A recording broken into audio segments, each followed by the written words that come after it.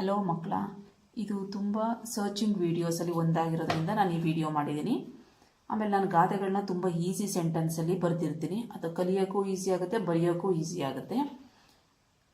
ನಿಮಗೆ ಈ ಗಾದೆ ಯೂಸ್ಫುಲ್ ಆದಲ್ಲಿ ಪ್ಲೀಸ್ ನನಗೆ ಲೈಕ್ ಮಾಡಿ, ಶೇರ್ ಮಾಡಿ ಮತ್ತು ಸಬ್ಸ್ಕ್ರೈಬ್ ಮಾಡಿ. ನಾನು ಈ ಗಾದೆನ ಎಕ್ಸ್ಪ್ಲೇನ್ ಮಾಡಿ ಹೇಳ್ತಾ ಇದ್ದೀನಿ. ಗಾದೆಗಳು ವೇದಗಳಿಗೆ ಸಮಾನ. ವೇದ ಸುಳ್ಳಾದರೂ ಗಾದೆ ಸುಳ್ಳಾಗದು. ಗಾದೆಗಳು ಜನರ ಅನುಭವದ ನುಡಿಮುತ್ತುಗಳು. ಪ್ರಸ್ತುತ ಗಾದೆ ತುಂಬಿದ ಕೊಡ ತುಳುಕುವುದಿಲ್ಲ ಒಂದು ನೀತಿಬೋಧಕ ಗಾದೆಯಾಗಿದೆ. ಒಂದು ಕೊಡದಲ್ಲಿ ತುಂಬ ನೀರನ್ನು ತುಂಬಿ ಅನಂತರ ಅದನ್ನು ತೆಗೆದುಕೊಂಡು ಹೋದರೆ ನೀರು ಸ್ವಲ್ಪವೂ ಚೆಲ್ಲುವುದಿಲ್ಲ. ಇದರ ಬದಲು ಕೊಡ ಪೂರ್ತಿ ತುಂಬುವ ಮೊದಲೇ ಕೊಡವನ್ನು ಒಯ್ದರೆ ಅಲುಗಾಟದಿಂದ ನೀರು ತುಳುಕುತ್ತದೆ, ಅಂದರೆ ಚೆಲ್ಲುತ್ತದೆ. ಈ ತುಳುಕಾಟದಿಂದ ಹೊರಡುವ ಶಬ್ದವೇ ಟೊಳ್ಳಾಗಿದ್ದು ನೀರು ತುಂಬಿಲ್ಲ ಎಂಬುದು ತಿಳಿಯುತ್ತದೆ. ಹಾಗೆಯೇ ವಿದ್ಯಾವಂತನು ಸಕಲ ಗುಣವಿರುವ ವ್ಯಕ್ತಿಗೆ ಅಹಂಕಾರ ಇರುವುದಿಲ್ಲ. ಅಂಥವರ ನಡವಳಿಕೆ ಎಲ್ಲರಿಗೂ ಪ್ರಿಯವಾಗುತ್ತದೆ. ವಿದ್ಯೆಯಿಂದ ಎಲ್ಲವನ್ನೂ ಸಂಪಾದಿಸಿಕೊಂಡು ಗಂಭೀರದಿಂದಿರುತ್ತಾನೆ.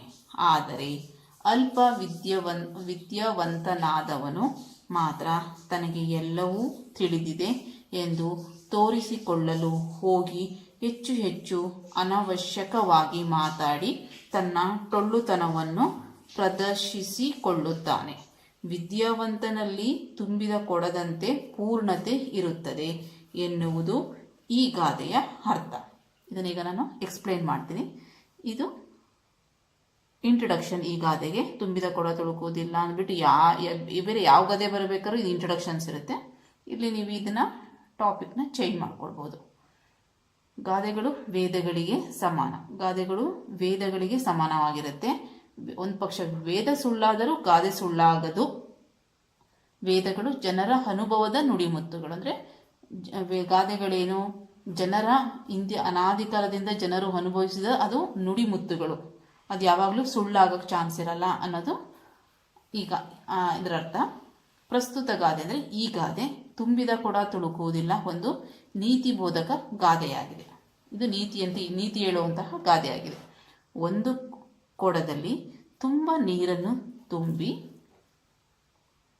ಅನಂತರ ಅದನ್ನು ತೆಗೆದುಕೊಂಡು ಹೋದರೆ ನೀರು ಸ್ವಲ್ಪವೂ ಚೆಲ್ಲುವುದಿಲ್ಲ. ಅಂದರೆ ನಾವು ಯಾವಾಗಲೂ ಕೊಡನ ನಾವು ನೀರು ತುಂಬಿಸ್ಬೇಕಾದ್ರೆ ತುಂಬ ತುಂಬಿಸಿದ್ರೆ ಒಂದು ಸ್ವಲ್ಪ ನೀರನ್ನು ಕೂಡ ಚೆಲ್ಲೋದಿಲ್ಲ.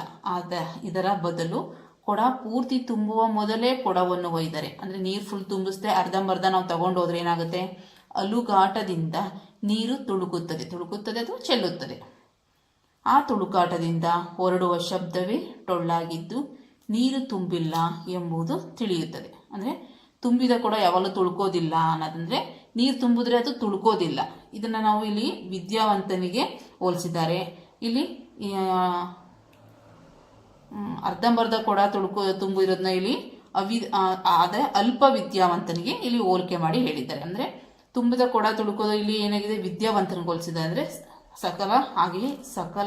ಹಾಗೆಯೇ ವಿದ್ಯಾವಂತನು ಸಕಲ ಗುಣವಿರುವ ವ್ಯಕ್ತಿಗೆ ಅಹಂಕಾರ ಇರುವುದಿಲ್ಲ. ಅದೇಗೆ ಚೆಲ್ಲೋದಿಲ್ವೋ ತುಂಬಿದ ಕೊಡ, ಹಾಗೆ ಸ್ಥಿರವಾಗಿರುತ್ತೋ ಅದೇ ಥರ ಇಲ್ಲಿ ವಿದ್ಯಾವಂತನು ಯಾವಾಗಲೂ ಅವನಲ್ಲಿ ಒಳ್ಳೆ ಗುಣ ಇರೋವನು, ವಿದ್ಯಾವಂತನು, ಅವನಿಗೆ ಅಹಂಕಾರ ಇರೋಲ್ಲ. ಅಂಥವ್ರ ನಡವಳಿಕೆ ಎಲ್ಲರಿಗೂ ಇಷ್ಟವಾಗುತ್ತೆ. ಅಂಥವರ ನಡವಳಿಕೆ ಎಲ್ಲರಿಗೂ ಪ್ರಿಯವಾಗುತ್ತದೆ. ವಿದ್ಯೆಯಿಂದ ಎಲ್ಲವನ್ನು ಸಂಪಾದಿಸಿಕೊಂಡು ಗಂಭೀರದಿಂದಿರುತ್ತಾರೆ. ಆದರೆ ಅಲ್ಪ ವಿದ್ಯಾವಂತನಾದವನು, ಅಲ್ಪ ಸ್ವಲ್ಪ ತಿಳ್ಕೊಂಡಿರುವಂಥವನು, ವಿದ್ಯೆ ಇರೋವನು ಏನು ಮಾಡ್ತಾನೆ? ತನಗೆ ಎಲ್ಲ ತೋರಿಸ್ಕೊಡೋದಕ್ಕೆ ಹೋಗ್ತಾನೆ. ನನಗೆಲ್ಲ ಗೊತ್ತಿದೆ ಅಂತ ಹೇಳಿ ತೋರಿಸ್ಕೊಡೋಕೆ ಹೋಗಿ ಅವನು ಹೆಚ್ಚು ಹೆಚ್ಚು ಅನವಶ್ಯಕವಾಗಿ ಮಾತಾಡಿ ಏನಾಗ್ತಾನೆ? ಟೊಳ್ಳುತನವನ್ನು ಪ್ರದರ್ಶಿಸ್ತಾನೆ. ನೋಡಿದವ್ರಿಗೆ ಅವ್ನು ಗೊತ್ತಾಗುತ್ತೆ ಅರ್ಧಂಬರ್ಧ ತಿಳ್ಕೊಂಡಿದ್ದಾನೆ ಅವನು ಅನ್ನೋದು ಅವನ ಮಾತಿನಿಂದನೇ ಗೊತ್ತಾಗ್ಬಿಡುತ್ತೆ. ಅದು ಹೇಗೆ? ಇಲ್ಲಿ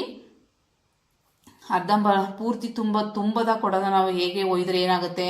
ಚೆಲ್ಕೊಳ್ಳುತ್ತೆ, ತುಳುಕಾಡುತ್ತೆ. ಅದರಿಂದ ನಮಗೆ ಆ ತುಳುಕಾಟದಿಂದ ಟೊಳ್ಳಾಗಿರೋ ಶಬ್ದ ಅರ್ಧಂಬರ್ಧ ಇದೆ ಈ ಬಿಂದಿಗೆ, ಈ ಕೊಡದಲ್ಲಿ ಅಥವಾ ಬಿಂದಿಗೆಯಲ್ಲಿ ಅರ್ಧಂಬರ್ಧ ನೀರಿದೆ ಅಂತ ಹೇಗೆ ಗೊತ್ತಾಗುತ್ತೋ ಹಾಗೆಯೇ ಅಲ್ಪ ವಿದ್ಯಾವಂತನು ತುಂಬ ನಂಗೆಲ್ಲ ಗೊತ್ತಿದೆ ಅಂತ ಮಾತಾಡೋಕೆ ಹೋದಾಗ ಏನಾಗುತ್ತೆ?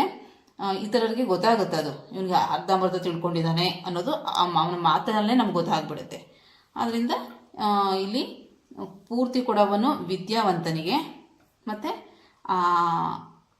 ಪೂರ್ತಿ ತುಂಬದ ಕೊಡ ಅಂದರೆ ಅರ್ಧಂಬರ್ಧ ತುಂಬಿರೋ ಕೊಡನ ಇಲ್ಲಿಗೆ ಅಲ್ಪ ವಿದ್ಯಾವಂತನಿಗೆ ಹೋಲಿಕೆ ಮಾಡಿ ಹೇಳಿದ್ದಾರೆ. ಅದರಿಂದ ಇದು ಒಂದು ನೀತಿ ಬೋಧೆ ಕಥೆಯಾಗಿದೆ. ವಿದ್ಯಾವಂತನಲ್ಲಿ ತುಂಬಿದ ಕೊಡದಂತೆ ಪೂರ್ಣತೆ ಇರುತ್ತದೆ. ಅಂದರೆ ವಿದ್ಯಾವಂತನು ಪೂರ್ಣತೆಯಿಂದ ಇರುತ್ತಾನೆ. ಹೇಗೆ ತುಂಬಿದ ಕೊಡ ತುಂಬ್ದಂಗೆ ಇರುತ್ತೋ ಹಾಗೆ ಇವನು ವಿದ್ಯಾವಂತನು ತುಂಬಿದ ಕೊಡದಂತೆ ಪೂರ್ಣತೆ ಇರುತ್ತದೆ ಎನ್ನುವುದು ಈ ಗಾದೆಯ ಅರ್ಥ. Thank you very much.